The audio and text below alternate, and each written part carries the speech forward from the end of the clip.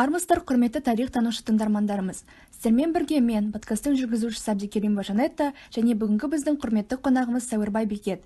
Бүгінгі бағдарлама атақты әнші Әміре Қашаубаевтың өмірден озғанының 88 жылдығына арналмақ. Қазақтың бір туар ұлы Әміре атамыздың тұлғасы туралы дайындаған ақпараттарыңызға құлақ салсаңыздар. Сөз кезегі өзіңізде, Бекет. Қайырлы таң. Бүгінгі подкасттың қонағы ретінде шақырғандарыңызға рахмет. Әміре Қашаубаев 1888 жылы Шығыс Қазақстан облысы Абралы ауданы Қайнар ауылында дүниеге келген. Әкесінен ерте айырылған Әміре жергілікті байдың ат айдаушысы болып, бала кезінен жоқшылықты көріп өседі. Алайда әнге әуестігі бала кезінен байқалған Әміре түрлі той-томалақтарға шақырылып ән айтқан. Халық оны әнші бала деп атап кеткен.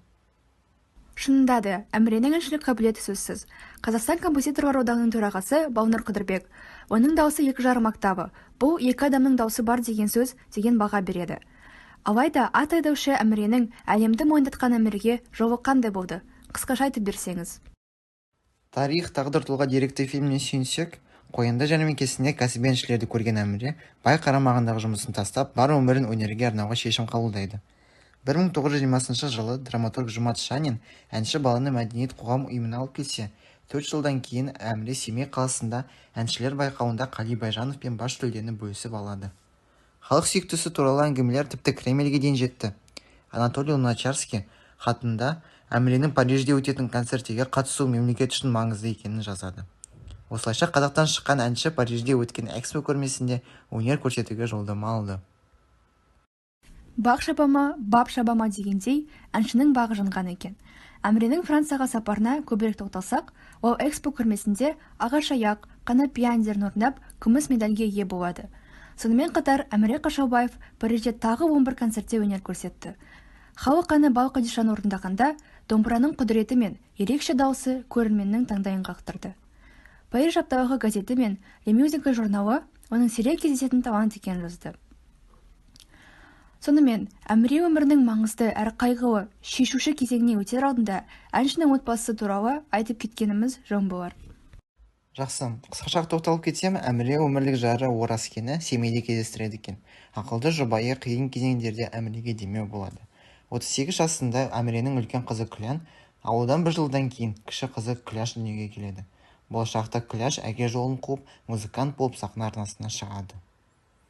Өкінішке орай, Айранда үйіп отырған отбасының бақыты бірақ мезетте күйрейді.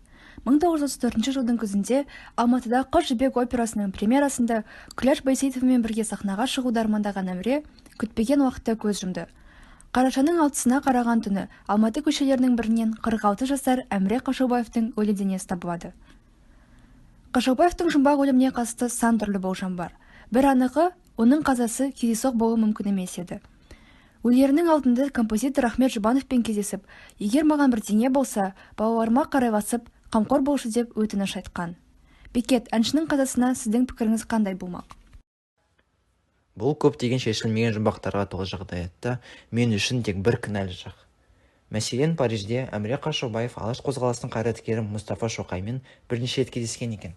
Бұл кеңес одағының басшыларында Әміренің тұлғасына деген қарсы сатқын пікірлерді туғыза бастады. НКВД жендеттері оның үйін рұқсатсыз тінтіп жиі тергейтін болады. Серіктесі актер Серке Қожамқұлов Әміренің бірде жұмысқа қан жоса болып келгенін жазған. Сіздің ойыңызбен толықтай келісемін. Менің де әншінің соңғы жылдардағы ішкі күйзелістері туралы естуім бар. Композитор Брусиловский естеліктерінде оның жағдайын осылай сипаттаған екен. Операға дайындық жүріп жатқанда Әміре маған келді. Жағдайы мәз емес. Кешегі Францияда ән айтқан Әміре мен жанымдағы тұрған Әміреге көзім сенбей тұрды. Бұл қылмыс істерінен кейін кеңес билігі әншінің өкпені қабынуынан қаза тапты деген қорытынды шығарып, ресми айғақ ретінде рәсімдеген. Бұл ақылға сыймайтын дүние. Әншілер өкпе ауруымен ауырмайды. Одан басқа өкпені қабынуы бір күнде болатын дүние емес қой. Репетициядан сау-сау болып шығып, ертеңінде өліп қалмайды ғой. Міне, жас таланттың тағдыры осындай өкінішпен аяқталды. Бекет, подкастқа қатысқаныңызға рахмет. Осымен бізге берілген уақыт тамам. Бүгінгі ой талқылауды Мұқағали Мақатаевтың өлең жолдарымен аяқтасам. Өлді деуге бола ма, айтыңдаршы, өлмей тұғын артында сөз қалдырған. Жұдырықтай жүрегі мен күміс көмей дауысы ұлан ғайыр Сахараның сан алуан құбылысын көрсете білген талант, дара тұлға Әміре Қашаубаев қазақ және әлем мәдениетінде өзіндік қолтаңбасын қалдырды. ер есімі ел есінде.